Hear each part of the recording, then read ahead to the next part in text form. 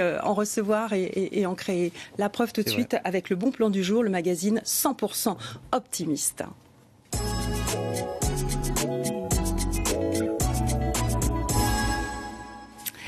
Le bonheur des uns fait-il le bonheur des autres? Je ne me trompe pas de formule. Et si le bonheur était contagieux, quel rôle joue la presse dans le moral des lecteurs? Ce sont sans doute toutes ces questions qui ont poussé le patron d'une agence de presse à créer un magazine qui ne donne que des bonnes nouvelles. Je synthétise. Fabrice Vallerand, merci d'être avec nous. J'ai parlé de bonnes nouvelles, je devrais parler d'informations positives. Vous avez créé Optimiste Magazine. Quelle belle idée. On espère que c'est une très belle idée.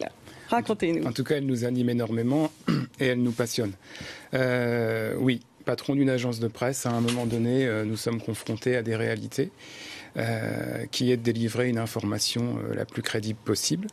Et notre matière à nous, c'est les gens qui nous entourent, les gens pour lesquels on exerce notre profession.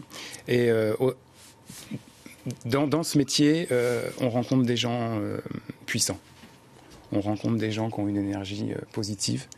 Et il nous a semblé intéressant de revoir un peu notre modèle, nous, de journalistes, et d'aller chercher ce qu'il y a de mieux dans l'humain, dans les initiatives. Voilà, parce que j'allais de manière, qu'est-ce que c'est qu'une information positive ?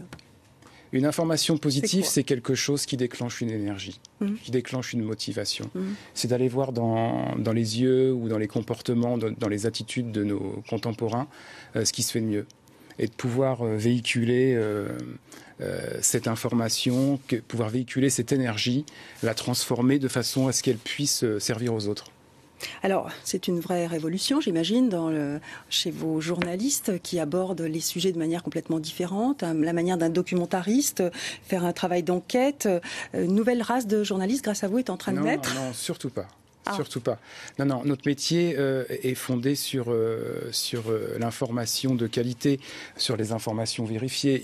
Il suffit de ne rien trahir. Il suffit simplement d'accepter de voir les choses différemment. Et de ne rien surjouer. Donc c'est les mêmes personnes qui, avec un peu de formation maintenant, s'exercent à faire leur métier de la même façon, le mieux possible, mais en allant puiser l'énergie et en racontant de belles histoires. On dit souvent dans les réunions de rédaction qu'on raconte l'histoire différemment, sans trahir notre métier. Les exemples, en fait, il y a de l'optimisme partout. Si on veut aller le chercher. En tant qu'agence de presse, on peut être confronté à travailler sur un même sujet ou sur un même interlocuteur. Si on va le voir pour un titre de presse politique ou société, c'est intéressant de voir de quelle façon cet interlocuteur va retraduire nos attentes dans le marketing éditorial que l'on attend de lui. Lorsqu'on se présente à lui Optimiste Magazine, c'est une toute autre personne qui s'adresse à nous. Elle est transformée. C'est-à-dire que l'optimisme est en nous, peut-être, en fait. Isabelle, vous regardez beaucoup Isabelle Elmas, qui nous a rejoint, comme tous les lundis, et qui va travailler sur ce sujet aujourd'hui. Est-ce que vous êtes d'accord, Isabelle? Non, mais complètement. Ce point de vue. Effectivement, un point de vue positif, déjà, quand on a un point de vue positif des choses, il émane de nous une autre énergie, une énergie positive. Forcément, cette énergie, c'est une énergie qui ouvre un autre champ, finalement, inconscient. En ceux qui nous regardent, ceux qui nous entourent. Donc c'est très juste ce que dit Fabrice. Et vous pensez que ça va sauver la presse, une démarche comme celle-là? Est-ce qu'elle peut contribuer en tout cas? Notre métier, notre vocation, c'est de faire évoluer. En tant que prestataire, de faire évoluer la presse par tous les moyens. On travaille souvent pour un lectorat, on travaille pour une cible très précise. L'idée là, c'est peut-être d'avancer sur la notion de travailler sur des valeurs. L'optimisme, c'est, comme je l'ai déjà dit, un terme très puissant, qui vous tire vers le haut, qui nous dépasse même, puisque Optimiste Magazine, pour nous, c'est une aventure qui a démarré il y a 1 an et demi. Elle nous a complètement transformés, elle nous dépasse. Vous êtes devenu optimiste en faisant de l'optimisme? Je m'impose d'être optimiste, parce que c'est un travail. Oui, c'est un travail. Voilà. Intellectuellement, c'est pas compliqué, il faut l'accepter. Et nous, je pense qu'on pourrait partager cet avis. On se bat contre l'optimisme béat, contre la niaiserie. Voilà. Faire croire aux gens que tout est facile, qu'il suffit de se lever le matin et que les oiseaux chantent pour imaginer que la vie va être belle. Non, l'optimisme et les gens que l'on croise, ce sont des gens courageux. Alors comment on cultive la joie ? Oui, comment on cultive la joie, Isabelle ? Eh bien déjà, je suis d'accord avec Fabrice, l'optimisme, c'est pas pour les fainéants. Il faut avoir envie de donner de soi. Cultiver la joie, c'est pas très compliqué, mais ça passe quand même par certains stades, bien entendu.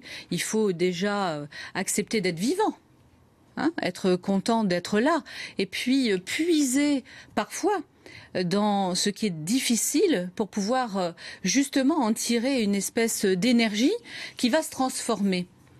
Parce que donc c'est ça la définition. Voilà, de la joie. L'optimisme, c'est pas. Fabrice est d'accord avec moi. Voilà, c'est pas l'optimisme niais qui consiste à dire tout va bien, les oiseaux chantent, les oiseaux chantent, je n'ai qu'à me répéter 20 fois par jour, je vais rencontrer l'homme de ma vie ou je vais gagner au loto pour gagner au loto ou rencontrer l'homme de sa vie. L'optimisme, c'est se dire soyons réalistes. Mais allons chercher dans ce réalisme des clés qui vont nous permettre de vivre de façon plus optimiste, de cultiver la joie. C'est ce que vous faites dans votre magazine. Nous nous rejoignons. Est-ce que c'est une victoire aussi contre l'ennui, sur l'ennui ? Est-ce que... Je pense qu'effectivement, les pessimistes s'ennuient plus que les optimistes, parce que quand on est optimiste, on fait plein de choses, puisque la vie est attirante. Donc on va cultiver effectivement la curiosité, on va cultiver aussi son regard sur le monde, on va se rapprocher du monde, de la nature, des animaux, des humains, on va faire don de certaines choses, un peu de soi. On va aussi se regarder soi, s'accepter tel que l'on est. S'aimer finalement, parce que s'aimer, ça ne veut pas dire se trouver magnifique. S'aimer, c'est se dire voilà comment je suis, effectivement, et je vais vouloir m'améliorer. Mais quand on va vouloir s'améliorer, on va réfléchir. En réfléchissant, on va ouvrir son champ d'intérêt. Et forcément, en ouvrant son champ d'intérêt, on va trouver des sujets réjouissants, d'autres moins, mais on va y réfléchir. Vous êtes fait pour vous entendre tous les deux. Ben oui. Je trouve que vous avez vraiment une synergie. Il y a des pistes. Alors, j'ai pas dit que c'était un trimestriel, c'est bien ça ? C'est un trimestriel, oui, voilà, tout à fait. 100% optimiste, conçu pour les tablettes et les mobiles, et puis ça a eu beaucoup de succès, donc il y a une version papier. Oui, il y a une version papier, on va dire, gratuite. Qui est une version rassurante. Oui, voilà. Mais voilà. L'idée, c'est aussi de faire quelque chose de nouveau, d'innovant, d'accepter les risques des nouveaux médias. Et de participer à l'aventure, c'est-à-dire proposer aux gens des choses nouvelles. Et en plus, c'est gratuit, donc tout pour être heureux. Merci à tous les deux pour ce message vraiment optimiste qui fait du bien.